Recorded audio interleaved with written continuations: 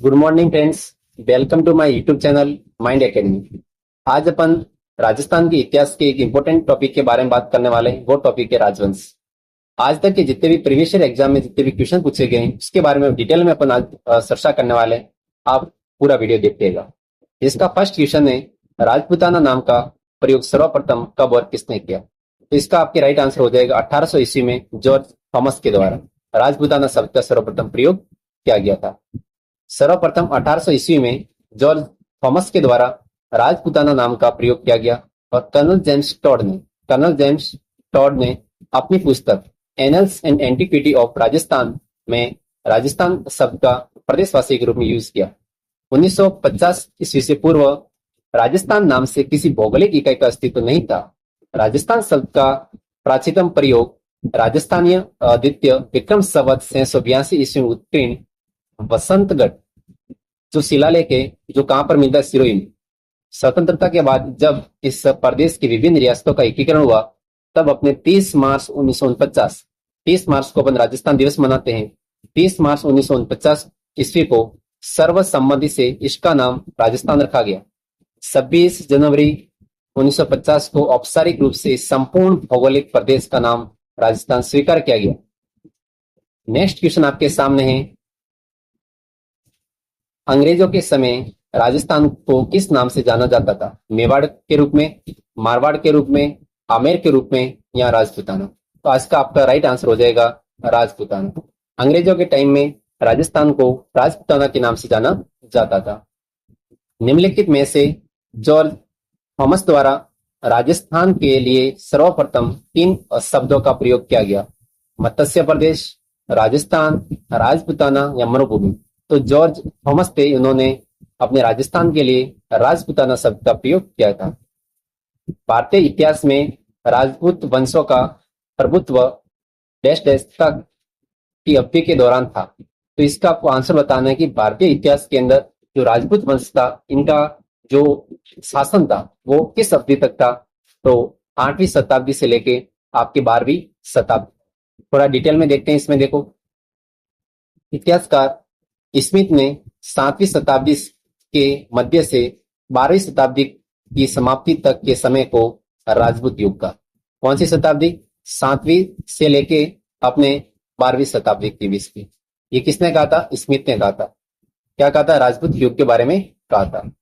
Next question है, राजपूत वैदिक आर्यों की संतान है। राजपूत वैदिक आर्यों की संतान है, इस मत के प्रतिपादक कौन थे? Doctor D R. Bhandarkar, colonel James Tod, doctor Gaurishankar Hirachand Ojha और विलियम क्रूक। तो बच्चों, राजपूत वैदिक आर्यों की संतान है ऐसे कहने वाले डॉक्टर गौरीशंकर हीरासन ओझा थे। अब देखो, इसमें से थोड़े और भी देख लो। जैसे कि इंपोर्टेंट ये बन जाता है कि सूर्यवंशी और चंद्रवंशी जो मत था वो डॉक्टर गौरीशंकर हीरासन ओझा ने कहा था। वैदिक आर्यों की संतान के रूप में, अब देखो, वैदिक आर्यों की संतान किसने कहा था? सीवी वेद ने कहा था। किसने कहा था बच्चों? सीवी वेद ने, जो अपने क्षत्रिय है, इनको वैदिक आर्यों की संतान कहने वाले कौन थे? सीवी वेद थे। इसके अलावा इंपोर्टेंट आपके ये बन जाता है, वेरी वेरी इंपोर्टेंट है, कि शक और सितियन की संतान, यानी कि राजपूतों को या क्षत्रिय को शक और सितियन की संतान किसने कहा था बच्चों? कर्नल जेम्स टॉड ने कहा था। किसने कहा था? कर्नल जेम्स टॉड ने कहा था, और अपने विलियम क्रूक ने। तो आपको कर्नल जेम्स टॉड याद रखना है। इसके अलावा शक, यूसी, गुर्जर और होन, इनकी संतान किसने कहा था? बी.ए. स्मिथ ने कहा था। किसने कहा था बच्चों? बी.ए. स्मिथ ने कहा था। ये इंपोर्टेंट है। इसके अलावा ये इंपोर्टेंट है, यूसी। यूसी का मतलब होता है कुषाण। कुषाण जाति के वंशज के रूप में किसने कहा था? अलेक्जेंडर कनिगम। अलेक्जेंडर जो थे अपने, इन्होंने जो अपने क्षत्रिय है, इनको यूसी जाति का वंशज माना था। ये आपके किसमें लिखा हुआ है? प्रोच गुर्जर जो ताम्रपत्र है, 978 ईस्वी के का ये ताम्रपत्र है, उसमें आपके लिखा हुआ है कि जो राजपूत है अपने यूसी या कुषाण जाति के वंशज हैं। नेक्स्ट क्वेश्चन है, अच्छा क्वेश्चन है, निम्न में से किस इतिहासकार ने राजपूतों को शक अथवा सितियन जाति के वंशज माना है? C V Vaidya, colonel James Tod, doctor Gopinath Sharma या चंद्रवरदय? तो देखो, अपने इतिहासकार ने राजपूतों को शक और सितियन की संतान कहने वाले कौन थे? अपने टॉड साहब। कौन थे? टॉड साहब, कर्नल जेम्स टॉड ने कहा था।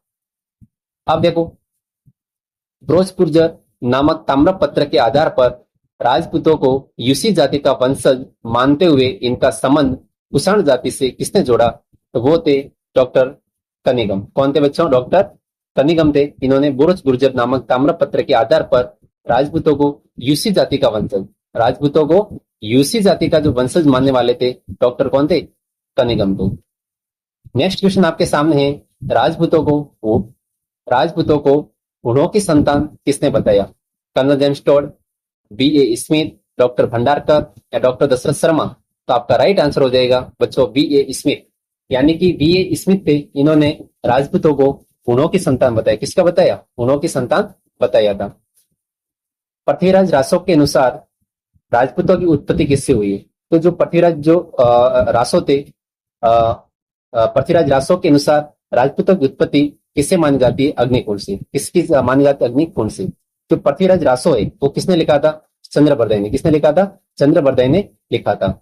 आबू पर्वत पर एक विशाल अग्निकुंड से ध्रुव वशिष्ठ एवं विश्वामित्र ने 4 योद्धाओं, कौन कौन से आपको याद रखना है? अग्निकुंड से कौन कौन थे? गुर्जर प्रतिहार, चालुक्य जिसे अपन सोलंकी भी कहते हैं, इसके अलावा आपके चौहान और आपके परमार।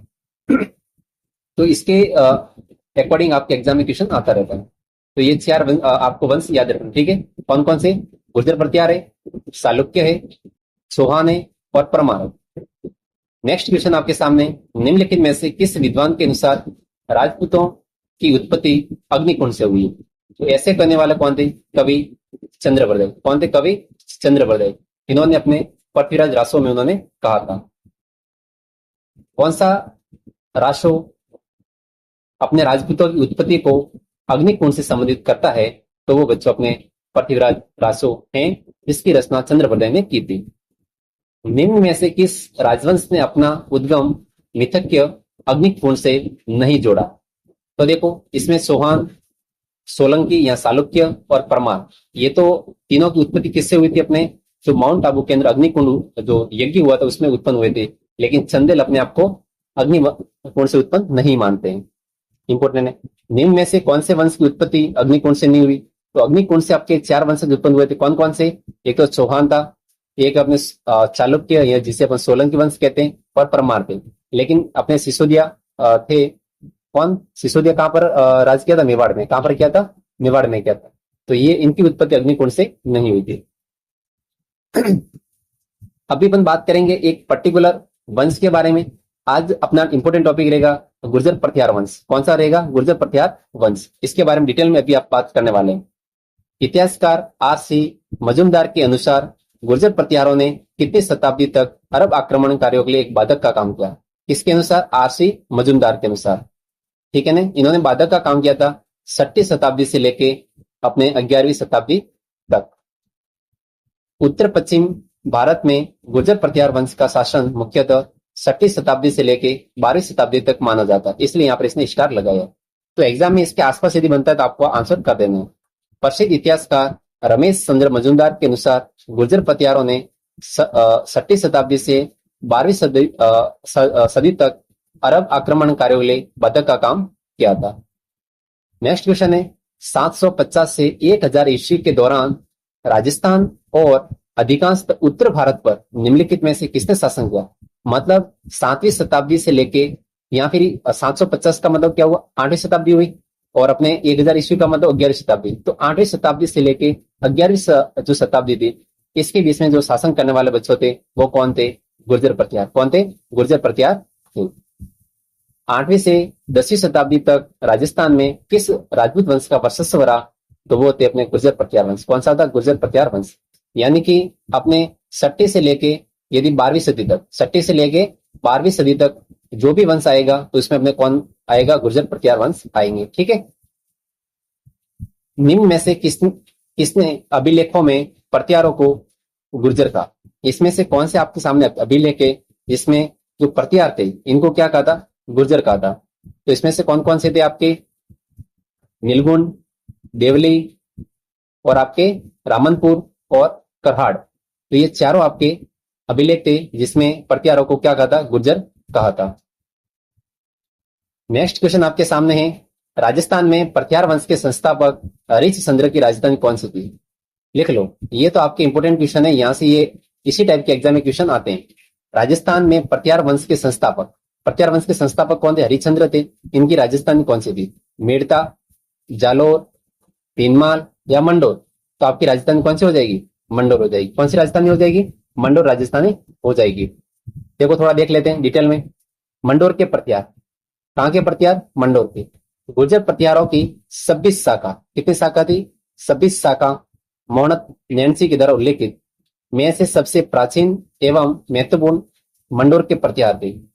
जोधपुर 837 ईस्वी एवं गटियाला, जो गटियाला शिलालेख के 861 ईस्वी के अनुसार हरिश्चंद्र नामक ब्राह्मण के कितनी पत्नियां थी? 2 पत्नियां थी।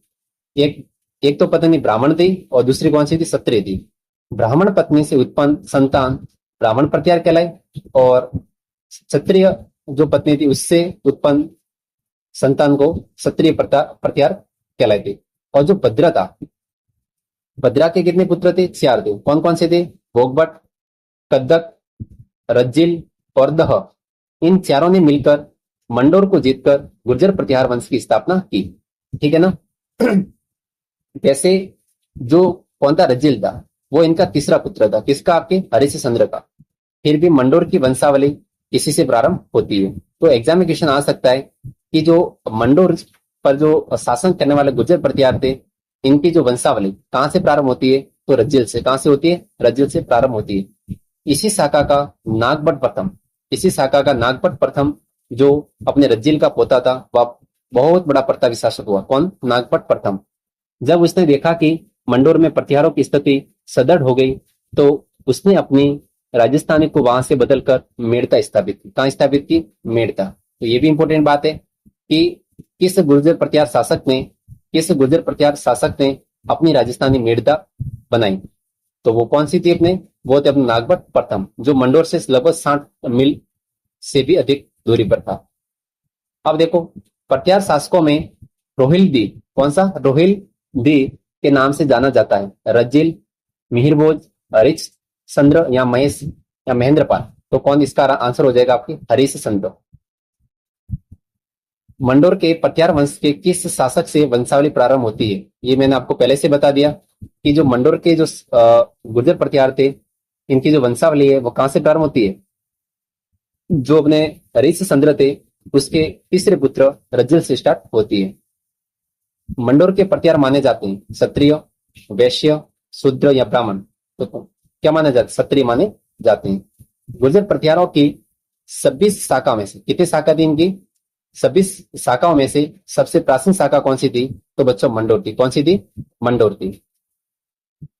मंडोर के प्रत्यार शासकों में निम्नलिखित में से कौन सा व्याकरण, तर्कशास्त्र, ज्योतिषी, कला और काव्य रचना में कुशल थे और उन्हें प्रत्यक्ष रूप से एक से अधिक भाषाओं में प्रतिष्ठित कवि के रूप में भी स्वीकारा गया था? कौन थे?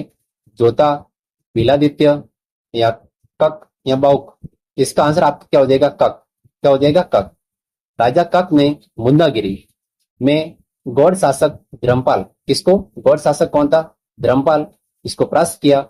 वह व्याकरण, ज्योतिषी, तर्क और सर्व भाषाओं के कवित्व में निपुण थे। तो इंपोर्टेंट है कि जो गुर्जर प्रत्यारों में कवि के रूप में जो शासक प्रसिद्ध था वो कौन सा था? कक था। कौन सा था? कक था। ठीक है। गुर्जर प्रत्यार वंश की मंडोर शाखा के किस शासक ने अपनी राजस्थानी मंडोर से मेड़ता स्थानांतरित की? ये जब हमें डिटेल में बात कर रहे थे तब मैंने बता दिया था कि मंडोर से मेड़ता स्थानांतरित करने वाले कौन थे? अपने नागभट्ट प्रथम थे। कौन थे? नागभट्ट प्रथम थे। ठीक है। और ये अपने मंडोर शाखा या गुर्जर प्रत्यार वंश के क्या थे? प्रतापी शासक हुआ करते थे। कौन? नागभट्ट प्रथम। थोड़ा देख लेते हैं नागभट्ट प्रथम के बारे में। नागभट्ट प्रथम नरभट्ट का पुत्र था। किसका पुत्र था बच्चों? नरभट्ट का पुत्र था। इसे नहाड़ भी कहते हैं। इसको आपके नागभट्ट जो प्रथम है इसको नहाड़ भी कहते हैं। गटियाला शिलालेख के अनुसार नागभट्ट ने मंडोर के पूर्व में राज्य की सीमा का विस्तार किया और मेड़ता को अपनी राजधानी बनाने का काम किया। किसको राजस्थानी बनाया? मेड़ता को। नागभट्ट की रानी जजिका देवी से दो महान गुणी पुत्र, एक तो तात, एक अपने भोज, ये दो उत्पन्न हुए। तात ने अपने भ्राता को मंडोर सौंपकर संन्यास ग्रहण कर लिया। तो जो तात था ये भी अपना कौन सा था? गुर्जर प्रत्यार वंश का शासक था। इसने क्या किया? अपने जो भ्राता सिपाही थे इसको मंडोर का शासन सौंपा और खुद ने क्या कर लिया? संन्यास ग्रहण कर लिया।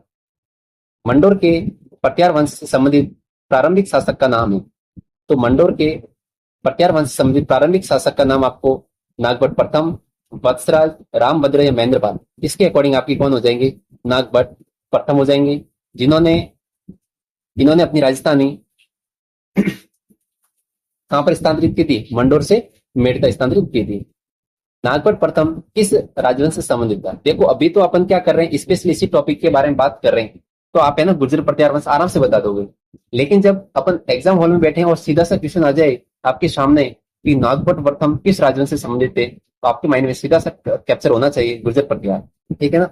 आप देखोगे ना तो सबके जो नाम है अलग अलग है, तो आपको है ना गुर्जर प्रत्यार वंशों के जो नाम है अच्छे से आपको एक बार दो बार वीडियो देखोगे तो सबके नाम आपके याद हो जाएंगे। गुर्जर प्रत्यार शासक जिसने सर्वप्रथम जालोर को अपनी राजधानी बनाया, तो जालोर को राजधानी बनाने वाले कौन थे? नागभट्ट प्रथम, नागभट्ट द्वितीय, महेंद्रपाल या महेंद्रपाल द्वितीय। तो ये सब काम करने वाले कौन थे? नागभट्ट प्रथम थे। कौन थे? नागभट्ट प्रथम थे। डिटेल में देखते हैं कन्नौजी प्रत्यारों की नामावली। नागभट्ट प्रथम लगभग 730 ईस्वी के आसपास से प्रारंभ होती है। कन्नौज प्रत्यार वंश के प्रवर्तक नागभट्ट प्रथम को नागावलोक के नाम से भी जाना जाता है, यानी कि नागभट्ट प्रथम को नागावलोक भी कहते हैं। अब देखो इंपॉर्टेंट बात, नागभट्ट प्रथम को राजा भोज की ग्वालियर प्रसिद्धि में नारायण की उपाधि दी। किसकी उपाधि बच्चों दी है? नारायण की उपाधि दी है। इसमें उल्लेख है कि प्रत्यार वंश में त्रिलोक्य या तीन लोक का रक्षक अद्भुत पुरातन मुनि नारायण का अवतार राजा नागभट्ट प्रथम उत्पन्न हुआ है। उसने अरब सेना, कौन सी सेना बच्चों? अरब सेना को सिंधु नदी के पश्चिम में खदेड़ने का काम किया। इस विजय के कारण इसे नारायण का अवतार यहाँ रक्षक के माना जाने लगा।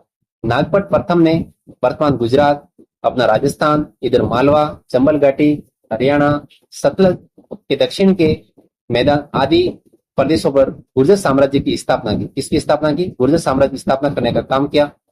अवंती के प्राचीन नगर, अवंती का जो प्राचीन नगर उज्जैन को अपनी राजधानी बनाई। यानी कि राजस्थानी बनाने में नागभट्ट प्रथम क्या थे? एक्सपर्ट थे। ठीक है, इसीलिए तो इसको प्रतापी शासक माना गया ना। ठीक है ना?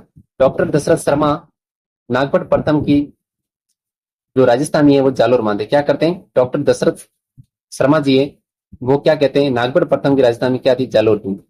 जेसी घोष भी नागभट्ट प्रथम की राजधानी उज्जैन ही मानते हैं। राष्ट्रकूट राजा ध्रुव ने भी अरबों के विरुद्ध नागभट्ट प्रथम का साथ दिया और दोनों ने अपनी इस सफलता पर उज्जैन नगरी में क्या किया? इन्होंने हिरण्य गर्भ महादान समारोह का आयोजन भी किया था।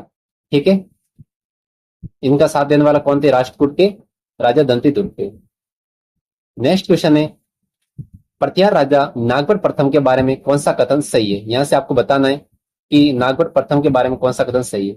ये क्या वत्सराज के पुत्र थे? बच्चों नहीं, ये वत्सराज के पुत्र नहीं थे। इन्होंने लगभग 50 वर्षों तक शासन किया? नहीं। इनकी मृत्यु के बाद महिपाल और भोज द्वितीय के बीच उत्तराधिकारी बनने के लिए युद्ध हुआ। इन्होंने सिंध के अरब शासकों को हराया। ये आपका राइट आंसर है। इन्होंने सिंध के अरब शासकों को हराया जो राजस्थान, गुजरात, पंजाब आदि पर अतिक्रमण करने की कोशिश कर रहे थे।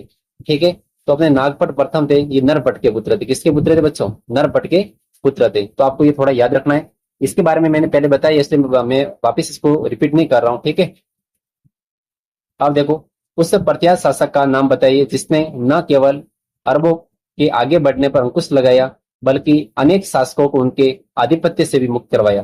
तो वो बच्चों थे अपने नागभट्ट प्रथम। गुर्जर प्रत्यार शासकों में ये प्रतापी शासक हुआ करते थे। नागभट्ट प्रथम किस वंश के गुर्जर प्रत्यार कहे जाने लगे? तो किस राजा के वंशज गुर्जर प्रत्यार कहे जाने लगे? पहले इनको ओनली फॉर क्या कहते थे? प्रत्यार कहते थे। क्या कहते थे? प्रत्यार कहते थे। लेकिन बाद में इनको गुर्जर प्रत्यार कहा जाने लगा। तो नागभट्ट द्वितीय, तो नागभट्ट जो द्वितीय के जो वंशज थे, इनको क्या कहते थे अपन? नागभट्ट द्वितीय। इनका जो शासनकाल लगभग 795 ईस्वी से 833 ईस्वी के बीच में था। राजाओं के वंशज गुर्जर प्रत्यार कहे जाने लगे। ठीक है ना? तो इंपोर्टेंट बात है, अपन ने स्टार्टिंग से गुर्जर प्रत्यार वर्ड का यूज किया था, लेकिन बच्चों एक बात ध्यान रखना, इनको पहले प्रत्यार कहते थे, लेकिन बाद में इनको गुर्जर प्रत्यार कहा जाने लगा। इसके बाद में नागभट्ट द्वितीय के बाद में प्रथम प्रत्यार शासक जिसने परम भट्टारक महाराजा धीराज परमेश्वर की उपाधि धारण की, वे कौन थे? तो बच्चों वे थे अपने नागभट्ट द्वितीय। कौन थे? नागभट्ट द्वितीय थे। नागभट्ट द्वितीय प्रत्यार वंश का शासक जिसने कन्नौज को जीतकर अपनी राजधानी बनाया, यानी कि कन्नौज को राजधानी बनाने वाले कौन थे? नागभट्ट द्वितीय थे। तथा 100 वर्षों से क्या चल रहा था? त्रिपक्षीय संघर्ष को उन्होंने समाप्त किया, और उसके समय प्रत्यार उत्तरी भारत का सबसे शक्तिशाली राज्य बन गया। ठीक है ना? उन्होंने परम भट्टारक महाराजा धीराज परमेश्वर, बंगाल के पाल शासक कौन थे? धर्मपाल, इनको हराकर उन्होंने उपाधि धारण की। और इसका उल्लेख 815 ईस्वी, कौन सा बच्चों? 815 ईस्वी का बुचकला अभिलेख, कौन सा अभिलेख? बुचकला अभिलेख में हुआ। उसने बलि प्रबंध नामक ग्रंथ की रचना भी की। तो परीक्षा में आपके आ सकता है कि बलि प्रबंध नामक ग्रंथ की रचना किसने की थी? तो नागभट्ट द्वितीय ने की थी। और जो त्रिपक्षीय संघर्ष चल रहा था, इसको भी खत्म करने का काम उन्होंने किया था। ठीक है ना? यानी कि प्रत्यारों के बीच में और अपने कौन कौन थे? कन्नौज है, और अपने कौन थे? ये बंगाल के क्या थे? राजपूत थे। उनके बीच में क्या चल रहा था? त्रिपक्षीय संघर्ष चल रहा था। इन्होंने खत्म किया और उन्होंने जीत लिया किसको? कन्नौज को। ठीक है ना? और इसी के साथ उन्होंने अपनी राजधानी कन्नौज को बना दिया। किसने? नागभट्ट द्वितीय ने। राजा नागभट्ट द्वितीय का संबंध निम्नलिखित में से किस राजवंश से था? तो प्रत्यार वंश से। किससे था? इनका संबंध प्रत्यार वंश से देखने को मिलता है।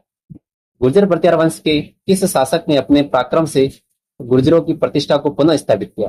तो देखो, गुर्जर प्रत्यार वंश के जो अपने एक शासक हुआ करते नागभट्ट द्वितीय। देखो बच्चों, ये रीट में क्वेश्चन पूछा गया है, तो आपको अच्छे से इसको याद भी करना है। यानी कि नागभट्ट द्वितीय थे, इन्होंने गुर्जर प्रत्यार थे, इनकी प्रतिष्ठा को पुनः स्थापित करने का काम किया था नागभट्ट द्वितीय ने, कन्नौज को अपनी राजधानी बना दी। ठीक है? नेक्स्ट क्वेश्चन है, आदिवरा की उपाधि जिस राजपूत शासक ने धारण की थी, कौन सी उपाधि बच्चों? आदिवरा। तो इसकी उपाधि धारण करने वाले कौन थे? परमार भोज, मिहिर भोज, पृथ्वीराज चौहान या विग्रह चतुर्थ। तो वो बच्चों थे मिहिर भोज। कौन थे ये? मिहिर भोज थे, जिन्होंने आदिवरा की उपाधि धारण की थी।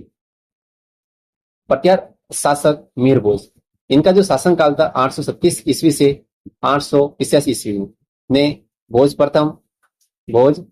प्रथम प्रभाज आदिवरा उपाधियां प्राप्त की, और ग्वालियर प्रशस्ति मिहिर भोज प्रथम की देन है। यानी कि जो मिहिर भोज जो प्रथम थे, इन्हीं की देन है कौन सी प्रशस्ति? ग्वालियर प्रशस्ति। किस प्रत्यार राजा के काल में प्रसिद्ध ग्वालियर प्रशस्ति की रचना की?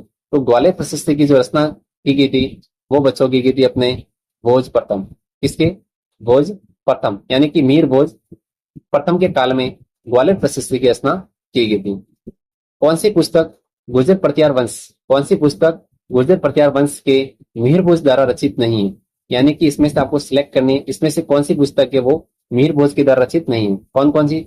एक तो इनकी पुस्तक है सर्वस्व, श्रृंगार प्रकाश, कृत्य, कल्पत्रु और राज मृदांग, यहाँ द्रम संग्रह। तो द्रम संग्रह इनकी पुस्तक बच्चों नहीं थी। ठीक है? इसमें बारे में देखते हैं कि कौन कौन सी पुस्तक इनके द्वारा लिखित थी। मिहिर भोज थे, उनके द्वारा रचित जो ग्रंथ थे, इसमें पहला ग्रंथ आपके योग सूत्रवर्ती, विद्या विनोद है। इसके अलावा इंपोर्टेंट इसमें आपके कौन सा आता है? श्रृंगार मंजरी है, ये याद कर लो थोड़ा। ठीक है? और ये वाला याद कर लो। और इसमें तो देखो ज्यादा याद करने की जरूरत नहीं है आपको। हाँ, ये इंपोर्टेंट है, सरस्वती कंठाभरण, ये रचना इंपोर्टेंट है। एक बार इनको देख लो सारों को। ठीक है? नेक्स्ट क्वेश्चन है, राजशेखर किसके दरबार में थे? ये बहुत बहुत इंपोर्टेंट है। राजशेखर किसके दरबार में थे?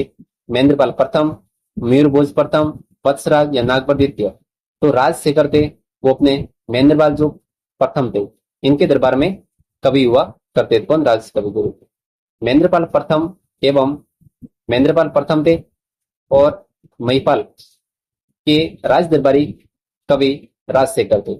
उसके दरबारी कवि राजशेखर ने कर्पूर मंजरी, काव्य मीमांसा, बिंबिस साल पंजिका, हरिविलास, भुवन कोश, बाल रामायण, बाल भारत, इंपोर्टेंट है बाल भारत नाम आदि ग्रंथों की रचना की थी।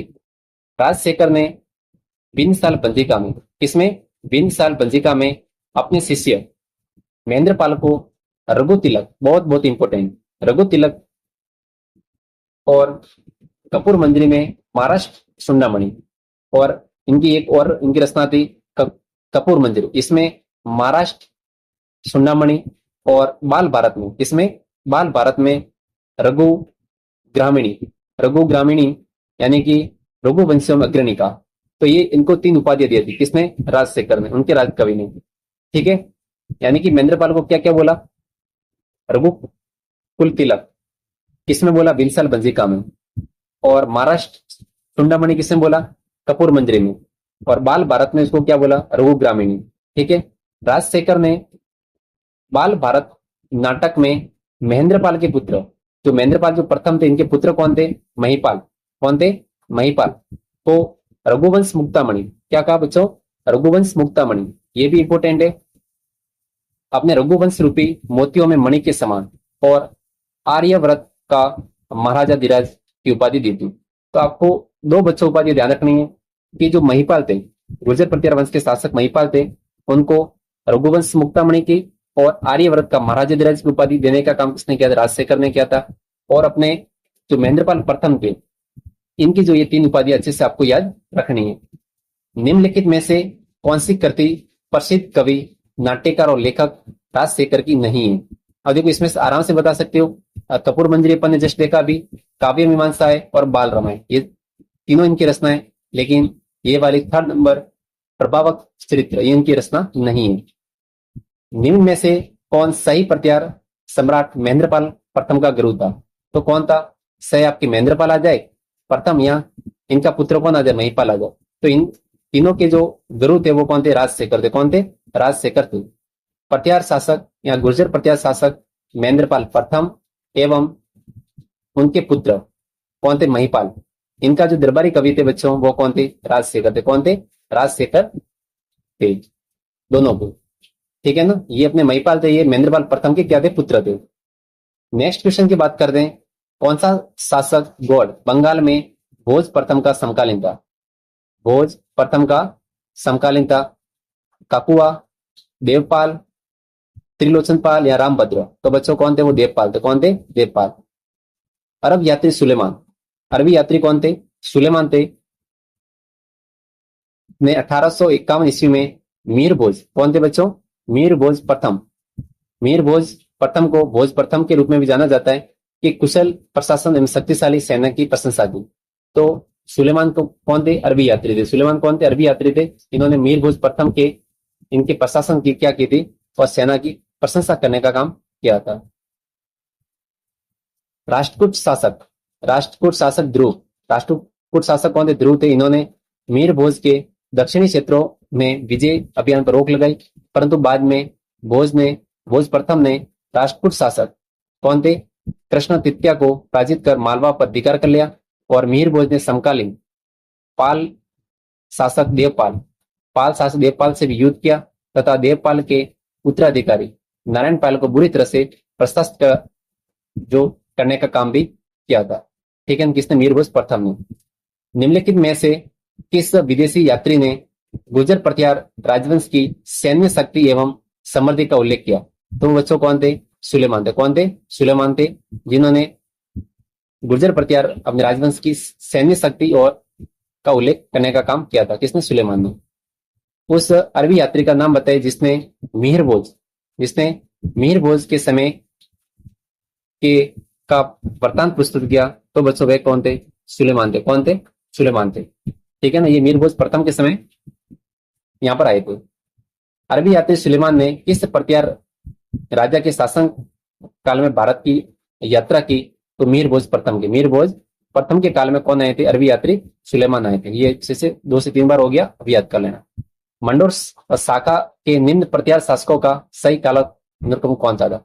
नागपट, रज्जिल, बाऊ या टाटा। तो आपका ऑप्शन नंबर 4 राइट हो जाएगा। ऑप्शन 4 क्या हो जाएगा राइट। पहले कौन थे, रज्जिल, फिर इनके नागपट प्रथम, फिर आपकी टाटा, फिर आपके बाऊ। ठीक है। मंडोर शासक के प्रत्यार शासकों का कालक्रम यह था, सबसे पहले कौन है आपके, हरिश्चंद्र।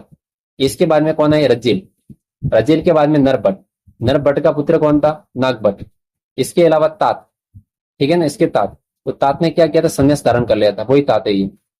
भोज, यशोवर्धन, संदुक, सिलुक, जोंट, बिलादित्य, कक, बाऊ और आपके ककुक, ये अपने मंडोर शासक के क्या थे, प्रत्यार शासक थे। निम्नलिखित में से कौन सा शासक गुर्जर प्रत्यार राजवंश से संबंधित नहीं था, आप आराम से बता सकते हो। नागभट्ट द्वितीय के बारे में अभी पढ़ा है मैंने, महेंद्रपाल प्रथम के बारे में पढ़ा है, और देवपाल के बारे में पढ़ा है, और अपने भ्रत्र भट्ट के बारे में पढ़ा है।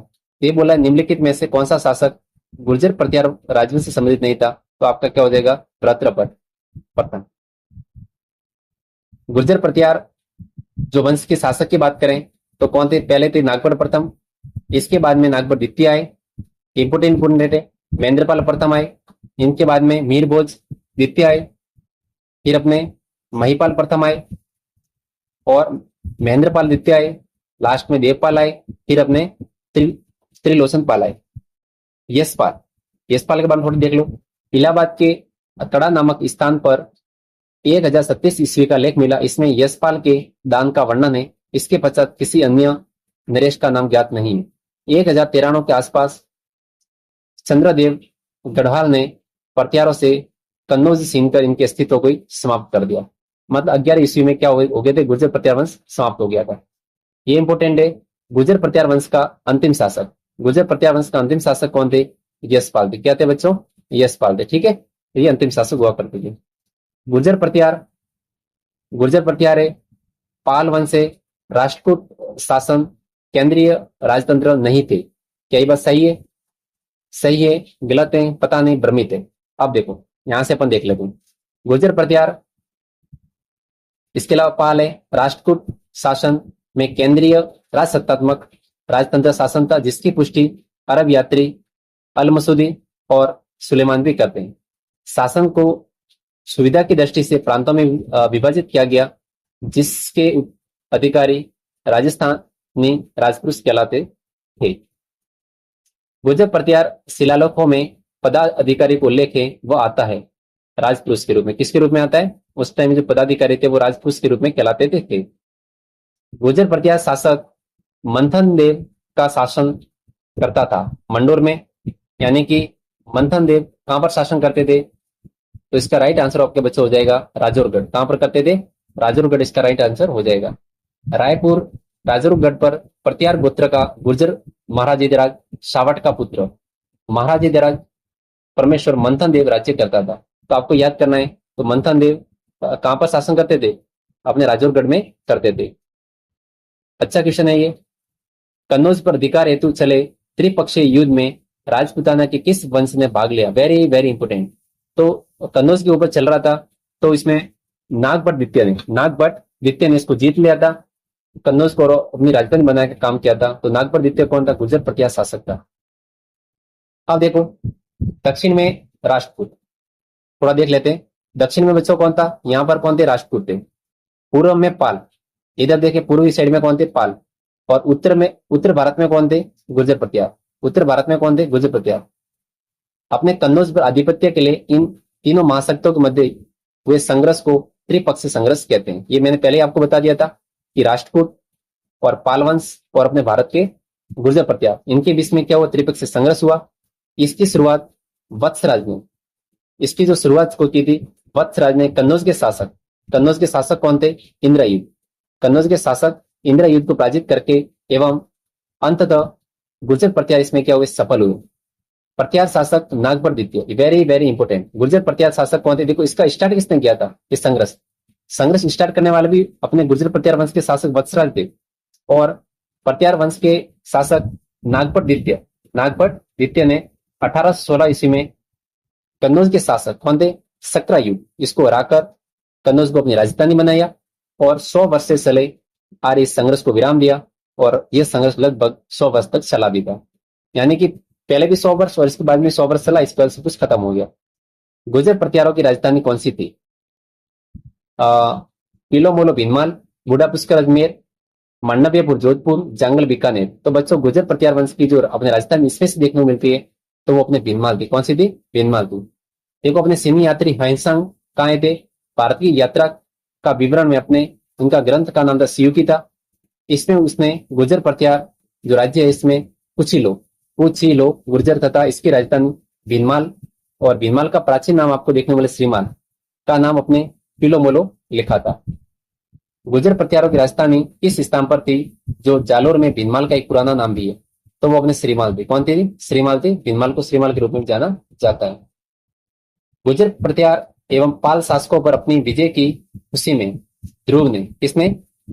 प्रत्यार और पाल शासकों पर अपनी विजय की खुशी में ध्रुव ने गंगा व यमुना के जो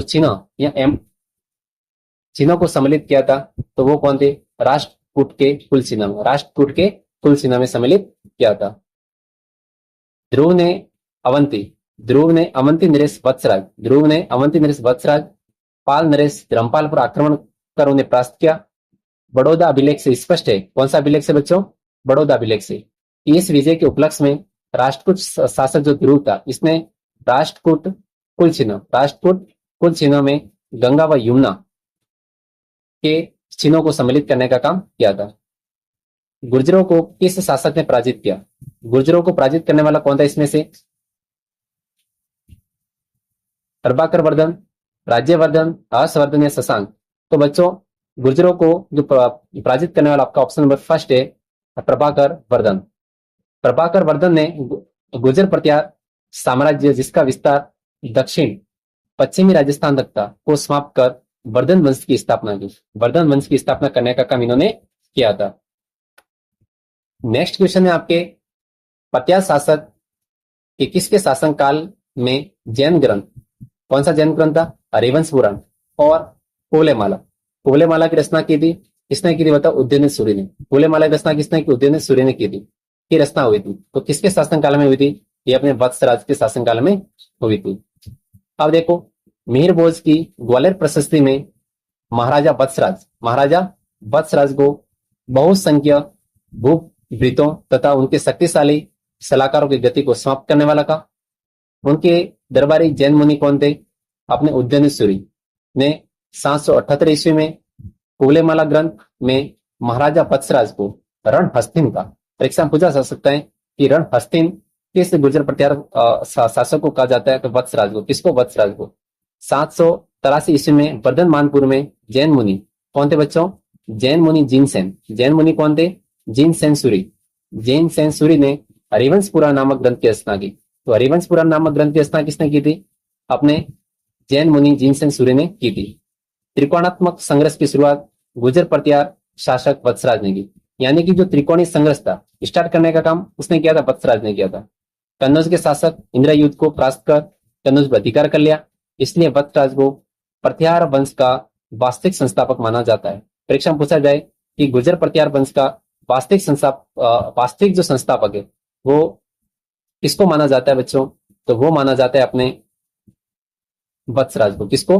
वत्सराज को माना जाता है। तो ये बात इंपोर्टेंट है आपके, इसको आप अच्छे से रट लो कि गुर्जर प्रत्यार वंश का वास्तविक संस्थापक वत्सराज को माना जाता है। ठीक है ना? ये वाला वत्सराज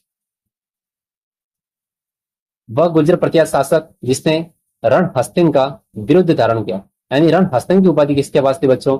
वत्सराज। किसके पास थी? वत्सराज के पास में। जोधपुर के नजदीक वह स्थान जो हिंदू एवं जैन मंदिरों के लिए प्रसिद्ध है, जिसका निर्माण 8वीं से 12वीं शताब्दी के बीच गुर्जर प्रत्यार वंश के शासकों द्वारा करवाया गया। तो वो कौन सा था बच्चों? ओसिया। कौन सा था? ओसिया था। ओसिया आपके जोधपुर में पड़ता है। अब देखो जालोर में फालना अपने पाली के अंदर है ऐसे। ओसिया जोधपुर ग्रामीण अब तो है ना ओनली जोधपुर रहा है। ठीक है, तो जोधपुर से लगभग 65 किलोमीटर दूर लोधी मार्ग पर स्थित ओसिया में श्वेतांबर जैन मंदिर। कौन सा बच्चों? श्वेतांबर जैन मंदिर ओसवाल समाज की कुलदेवी, ये इंपोर्टेंट है, सस्याक माता। किसका मंदिर है यहाँ पर ओसिया में? सस्याक माता का मंदिर तथा सूर्य मंदिर के अलावा कुल यहाँ पर 16 मंदिर है। तो आपको इंपोर्टेंट बात यहाँ पर याद रखनी है कि ओसिया के अंदर आपको मंदिर दिखेगा शशिका माता का मंदिर, किसका? शशिका माता का मंदिर। और यहाँ पर आपको सूर्य मंदिर देखने को मिलता है, जिनका निर्माण लगभग 7वीं से 10वीं शताब्दी के मध्य प्रत्यारों के द्वारा करवाया गया था। जोधपुर के निकट होसिया में मंदिरों का निर्माण किसने करवाया? तो वहां पर शशिका माता का मंदिर का आपका निर्माण है गुर्जर प्रत्यार शासकों के द्वारा करवाया गया। होसिया में महावीर स्वामी को समर्पित जैन मंदिर का निर्माण किस राजा के काल में हुआ? वत्सराज प्रत्यार। तो अपने गुर्जर प्रत्यार शासक वत्सराज के काल में होसिया में महावीर स्वामी को समर्पित जैन मंदिर का निर्माण हुआ था। निम्न में से कौन सा शासक जालोर के सुहान वंश से संबंधित नहीं था? जालोर में सुहान वंश से संबंधित नहीं था। ठीक है, तो इसका आपके हो जाएगा, देखो, वत्सराज, कीर्तिपाल, समय सिंह और उदय सिंह। तो जालोर के सुहान वंश से संबंधित नहीं था बच्चों वत्सराज, क्योंकि वत्सराज अपने थे वो कहाँ के शासक थे? गुर्जर प्रत्यार वंश के शासक हुआ करते थे। इसी के साथ में आपका ये गुर्जर प्रत्यार वंश के आज तक जितने भी बोर्ड एग्जाम जो अपना है आरपीएससी बोर्ड है और अपने आरएसएससी बोर्ड है, उनके द्वारा जितने भी क्वेश्चन पूछे गए, इसके बारे में अपने डिटेल में बात की है। इसी के साथ में इस वीडियो को यहीं पर खत्म करते हैं। और आपको कोई डाउट हो तो कमेंट बॉक्स में बता सकते हो, और कुछ वीडियो में कमियां हैं तो भी बता सकते हो। और अपने चैनल को लाइक करना है और अपने सब्सक्राइब भी करना है। थैंक यू, धन्यवाद।